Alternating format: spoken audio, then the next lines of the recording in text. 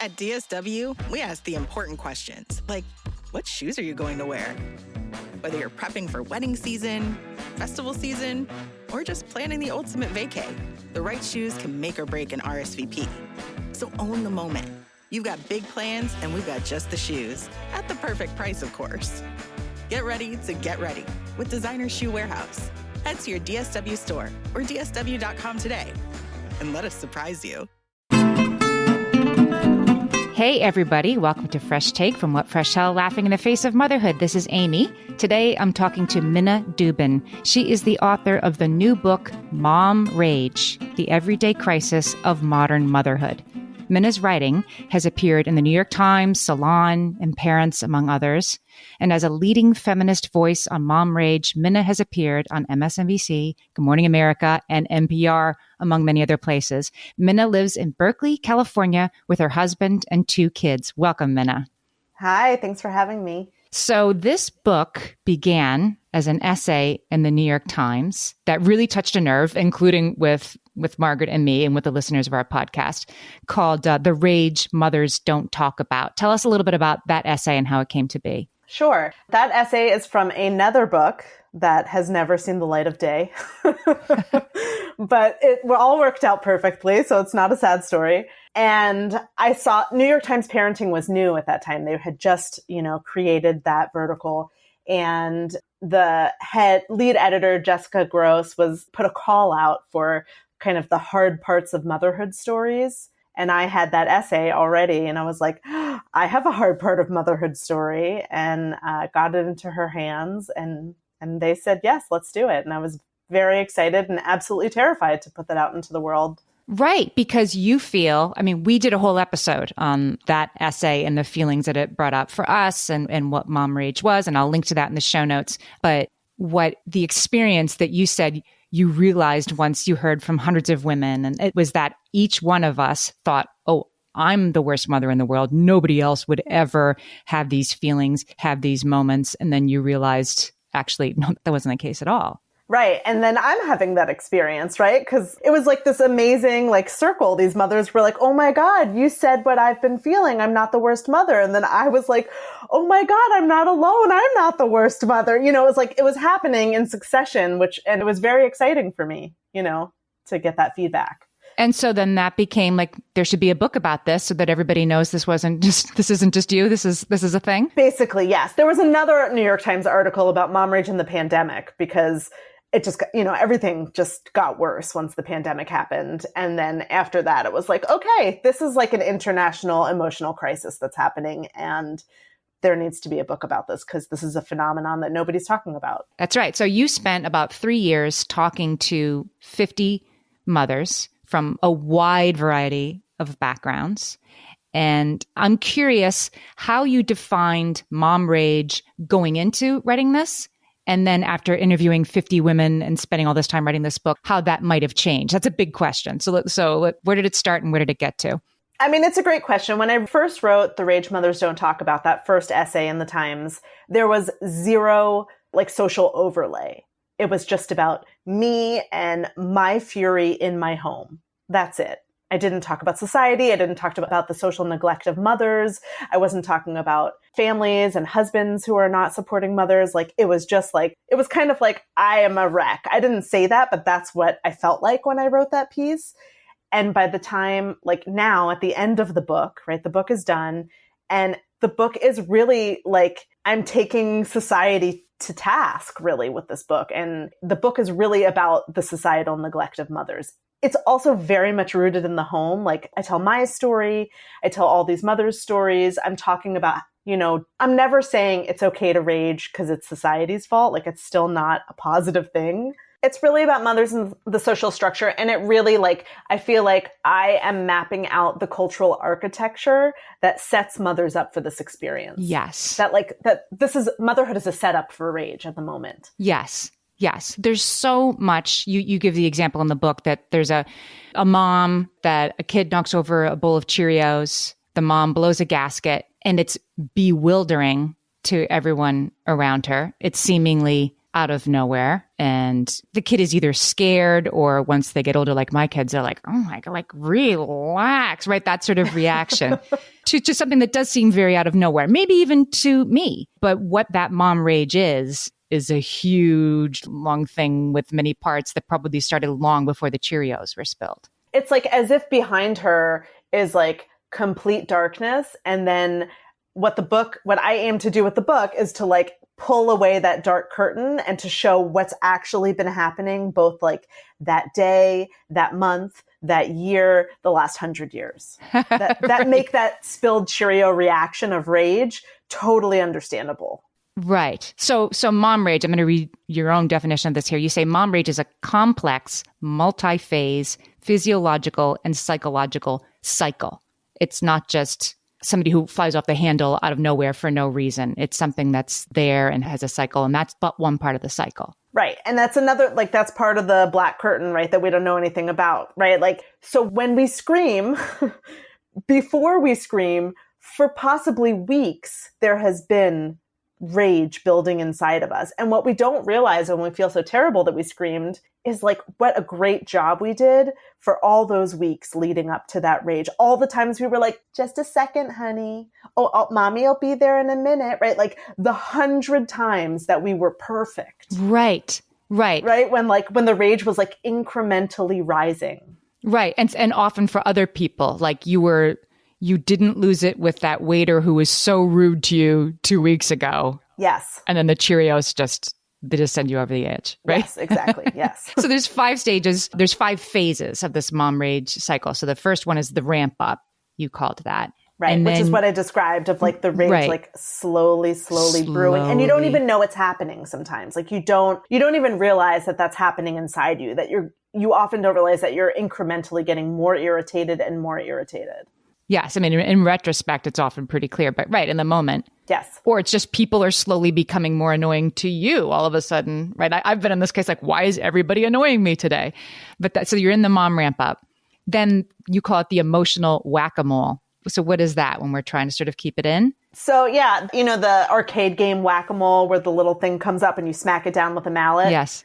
So as women, we learn to push down our anger and not to show anger, because anger is specifically in women seen as like an ugly or not okay emotion to have. Yes. And also part of it is just like time management. Like we don't have time to flip out every time we feel upset. You know what I mean? We have to get dinner on the table. We have to get the kids. And so emotional whack-a-mole is when we feel the frustration coming up, just pushing it down and being like, I'm not going to flip out right now, and moving on, not dealing with it in any way. And because we don't deal with it, then the next phase is the rage phase, which is when it pops out so fast that it feels like we have zero control over it because we've been smacking it down for hours or days. And then after that, we quickly move into what you call the shame spiral. Right. That's when we feel horrible that we just yelled at the people that we absolutely love the most. Done that.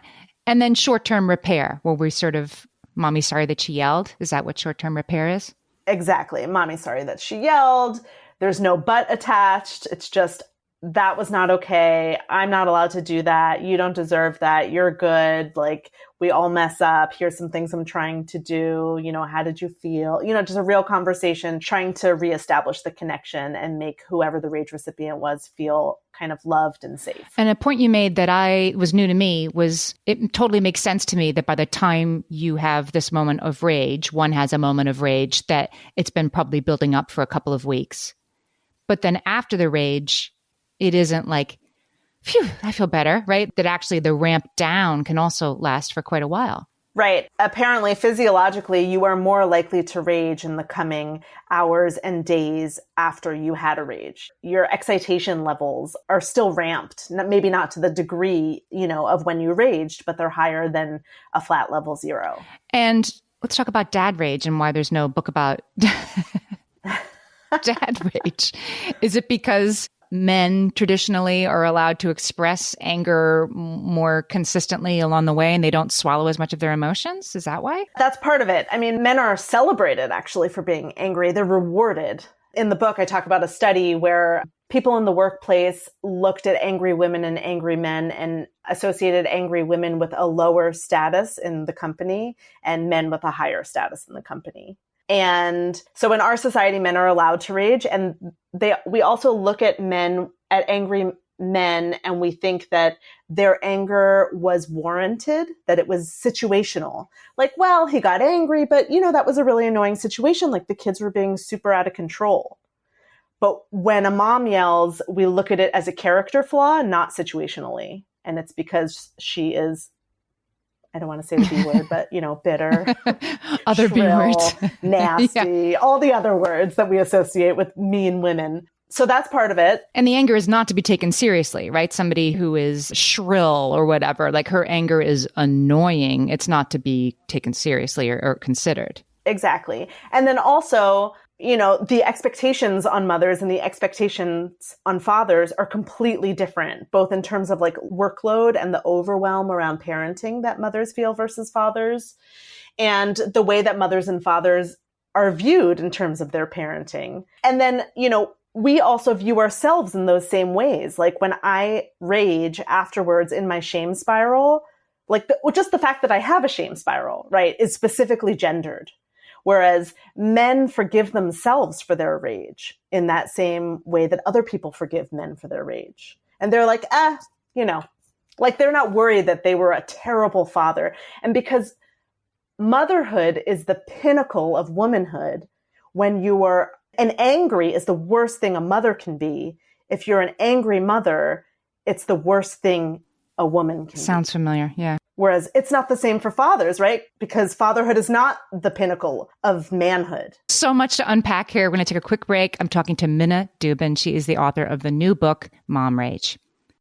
Hellions, it's time for some spring cleaning, and I don't just mean the coat closets. Doing your financial spring cleaning can actually be super easy when you let Monarch do your financial spring cleaning for you. One dashboard that gets your entire financial life organized. No more clutter, no more mess, no more logins scattered everywhere, just accounts, investments, property, and more, all in one place. Get your first year of Monarch for half off, just $50 with promo code FRESH. Monarch allows you to look not only at what you've already spent, but also to plan for the future. With Monarch, you can set savings goals, plan for big purchases, and notice spending trends before they become a problem. I can generate cash flow reports that show me what we spent this quarter, this month, what we're probably going to spend next month, and feel prepared, organized, and knowing how to plan for the future. No more surprises and a lot more clarity. Try Monarch. Use code FRESH at monarch.com to get your first year half off at just $50. That's 50% off your first year at monarch.com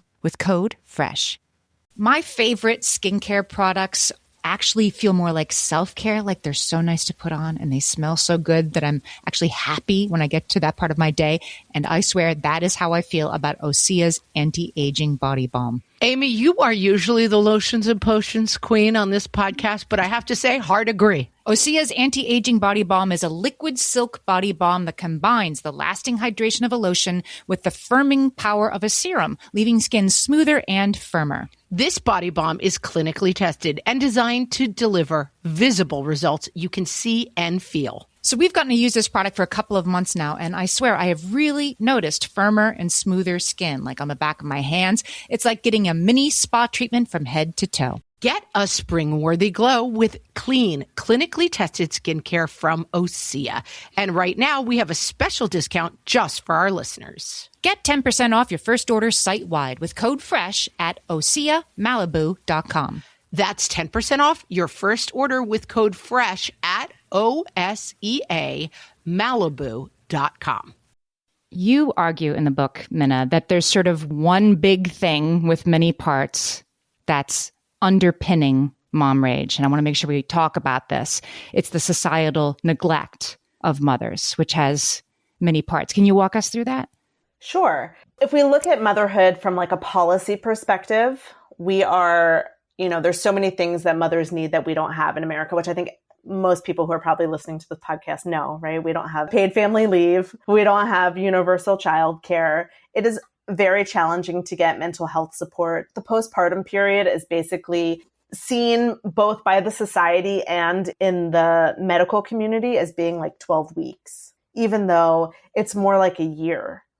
And so people who do end up having postpartum mood and anxiety disorders, it's much harder to get support after 12 weeks. Like for myself, I didn't get, no one was giving me the checklist of like, how are you feeling today at 9 months, which is when I really started feeling ragey because I was weaning my child around 9 months to a year. But like, no one's giving you the checklist then. Right. And is there a connection between sort of postpartum mood disorders and mom rage? Is there like a one-to-one connection? There's not a one-to-one connection, but it's also not unrelated.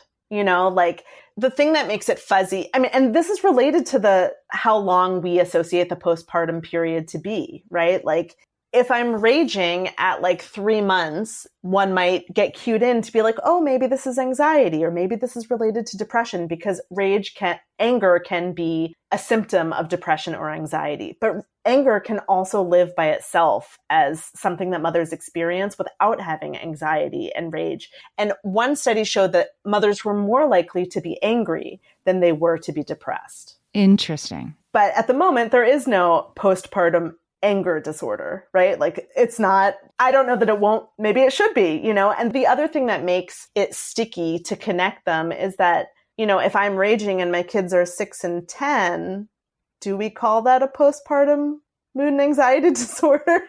And maybe it doesn't matter, right? Maybe it doesn't matter. Like there are emotional ramifications of childbirth and postpartum for women. And then there are emotional ramifications of primary parenting without proper support.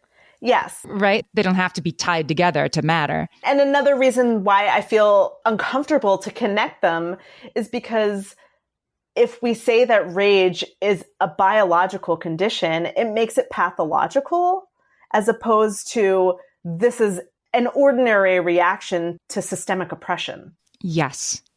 Okay. So we have the lack of societal supports. And then on top of that, there are sort of more cultural considerations, which are things like the mother is the primary parent. And right, I would argue the more of this you do by yourself, the better you're doing, right? The better you're perceived as doing. Like when my babies were little, I was handling all the night wakings because that's what a good mother does. And I was breastfeeding and I was doing it. And I know I got it. Right. And I felt like by some, invisible group of judges, I guess, that I'm doing a better job if I'm handling all the things a mom is supposed to handle and not needing help. Absolutely. And sleep is another reason that people rage as well, because of lack of quality of sleep. That was one of the things that I had found in my research. And when you look at moms and dads, moms are having so much less good sleep. Even once they're finished nursing, it continues. And I talk about in the book, my sleep was messed up for years because, once nursing, I would nurse 2 kids, and then there's, wetting the bed, and some kids have night terrors, and some kids just don't sleep that well for till they're 5. There's 1,000 reasons. For 8 years, my sleep was interrupted. Right. And you always have, once you're the primary parent, I feel like if breastfeeding meant that you were the primary night getter upper, then your body does sort of maintain that vigilance. Totally. I'm always more tuned into footsteps in the hallway than my spouse is. Yes. And I think that good mother pressure continues way beyond that first year, of nursing. If you I talk in the book about the PTA and the pressure at schools and the pressure to be involved. And that's what good mothers do. You volunteer to be the room mother and the PTA president and da-da-da-da-da. And it's just really all of it is labor that's supporting the society that has disinvested from supporting us and our children. And you argue something in the book that really surprised me. I hadn't really thought about this, that the idea that the mother is the primary parent, that wasn't always the case in parenting literature, that they weren't always synonymous. Yeah, at the beginning of the 1900s, parenting advice, pamphlets, and books were not written to the mother. They were written either to the father or to just parents in general.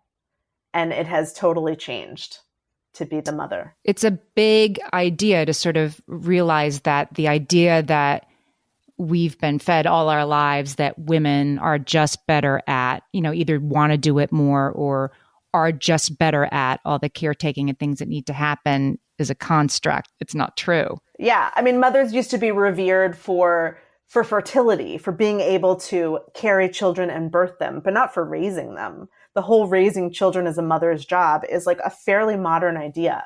Absolutely fascinating. Okay. We're talking to Minna Dubin. Her book is Mom Rage. When we come back, we're going to talk about strategies. All my kids learned to swim when they were little. It was super important to me that they be confident and safe in the water.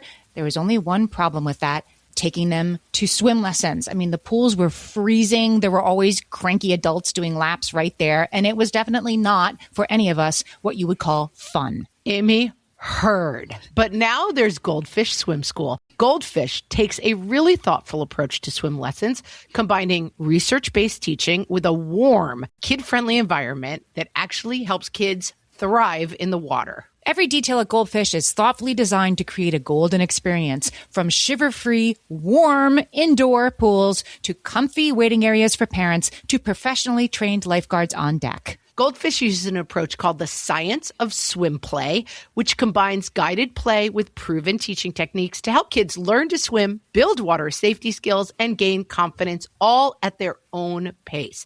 Lessons are designed to meet kids exactly where they're at. If you've been thinking about swim lessons or just wondering where to start, this is a great opportunity. Right now, Goldfish Swim School is offering a waived membership plus your child's first lesson free at participating locations. Just visit goldfishswimschool.com/free to find a location near you and enroll using promo code FREE. That's goldfishswimschool.com/free, promo code FREE.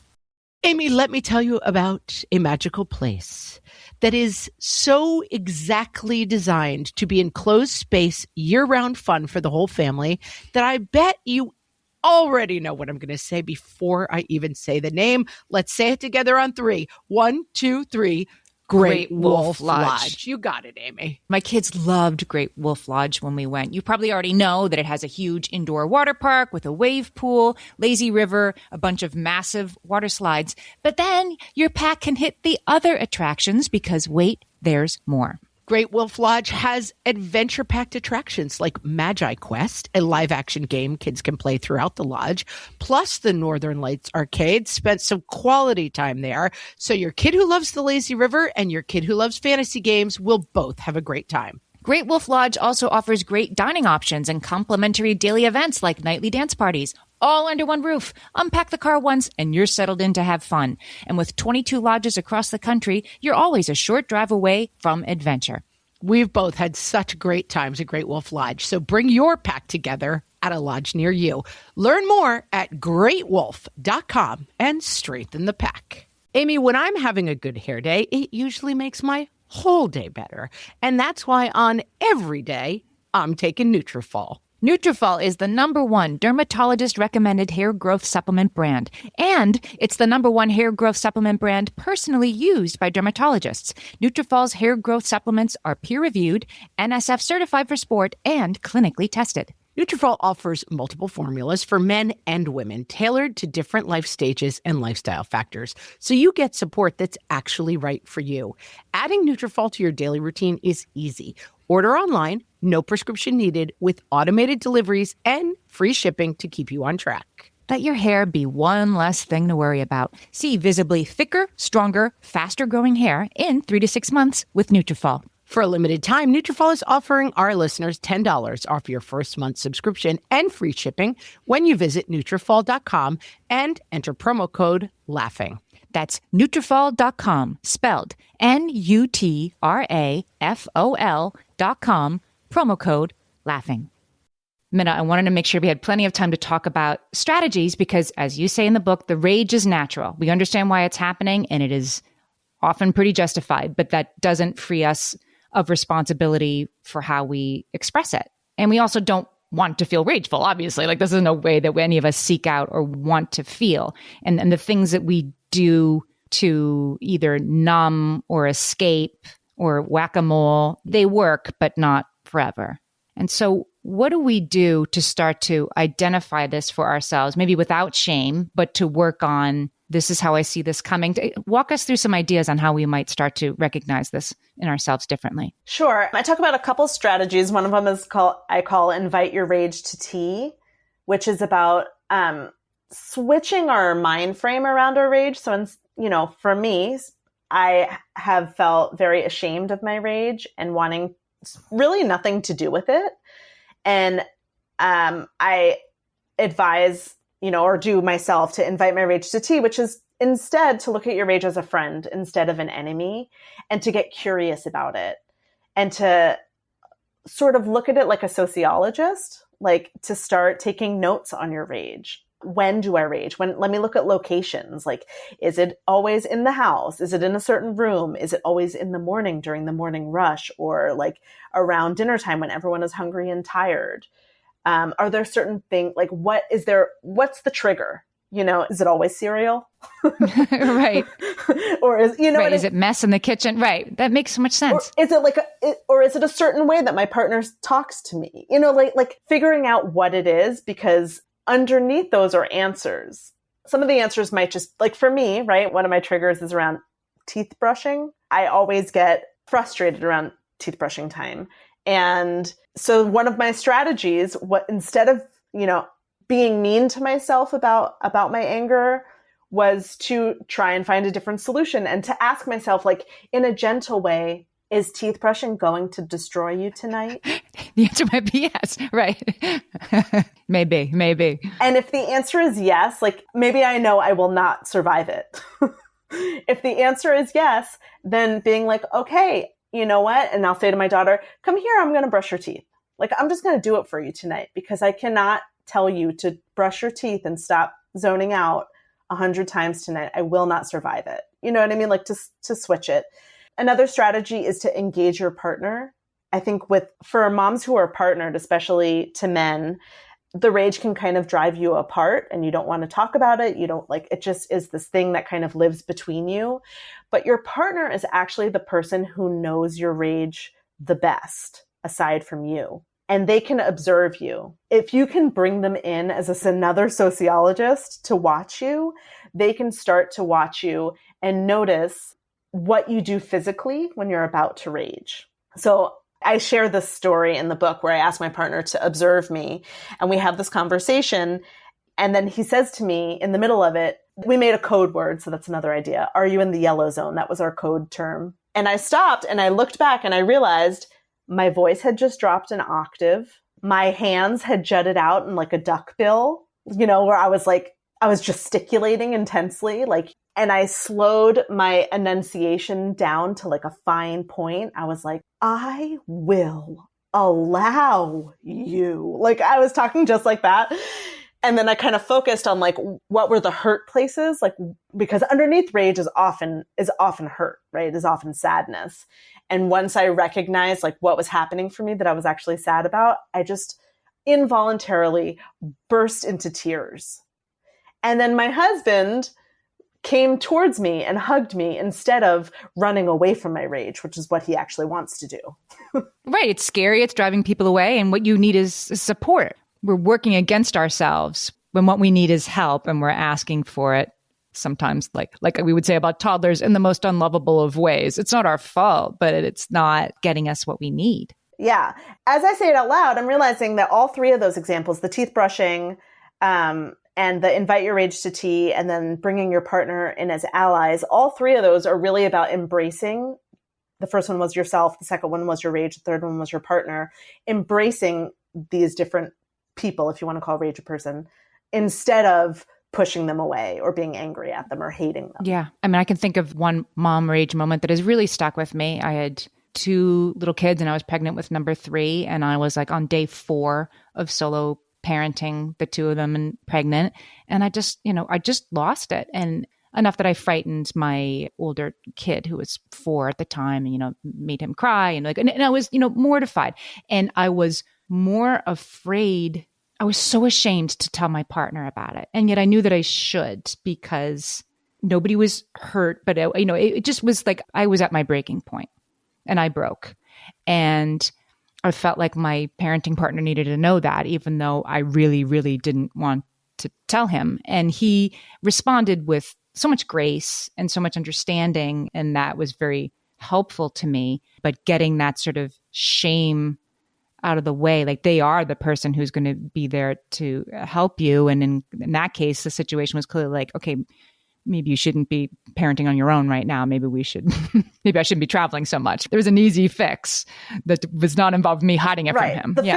Totally. And the fix is that, like, the information that you learned from bringing in your partner and like being honest about that moment is that you required more support and you should have more support, whether that's your partner not traveling as much, or you guys figuring out a support network for you when you're alone with with your child. Right. Because when we blame ourselves, you make this point in the book so eloquently. When we blame ourselves for our rage, then society gets to do the same thing too. Like, just stop being like that. Just relax, right? Then nothing has to change. Everything can stay the way it is. Yeah, chill out, right? Chill out. And as my co-host would say if she was here, nobody in the history of the world has ever chilled out from being told to chill out. And we usually talk about that in relation to our kids. We can't tell our kids to calm down and expect them to calm down. But so much of this is like, even the things we've been talking about get curious, do a little bit of detective work of when does this happen? We give that same advice to the parents who listen about, like, if your kid is always having a meltdown on Thursdays and Thursdays is karate after school, then maybe you drop karate after school. Like, get curious about the whens and wheres. We really have to do the same thing for ourselves.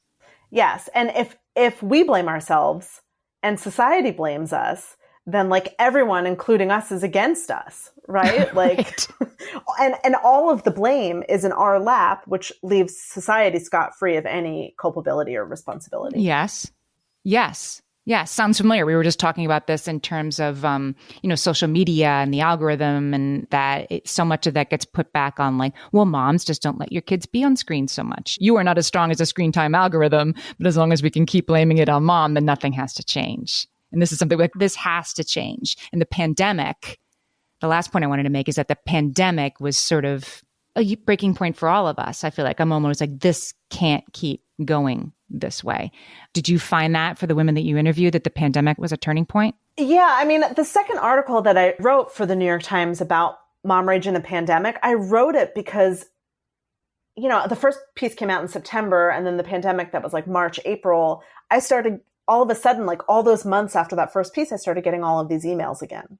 Like, all my inbox started filling up out of nowhere. And I was like, what's going on? Why am I suddenly getting emails about this piece? And I realized it was because moms were like Googling mom rage. Moms were losing their minds and searching for some sort of like answers or solace. And that's why I wrote that piece. And I think that the pandemic was really painful for moms, and that I think moms, and especially poor moms and moms of color, but really all moms, like, took the hit of the pandemic in a lot of ways, because we were the ones, when push comes to shove, moms are the ones who stay home. Even working moms had to stay home, or working moms had to quit their jobs, or working moms had to like pull back their hours. Like, so much of it fell, I think, on the mothers. Yeah.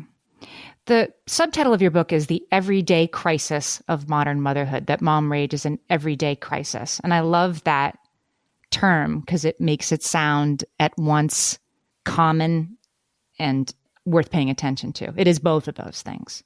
Yeah. It was fun trying to create the subtitle. You don't think about that, like people sitting around like batting subtitles back and forth, but the word everyday, but we do. The word everyday did feel important because I wanted to normalize it in the title, because I think that the phrase itself, mom rage, can, for some people, might feel like, whoa, that book's not for me. And so I really wanted to put everyday in it because I actually think it's quite normal, unfortunately. I think it is too. Minna's book is called Mom Rage, The Everyday Crisis of Modern Motherhood. It's out now. We'll put the bookshop link in the show notes for this episode. Minna, tell our listeners where else they can find you.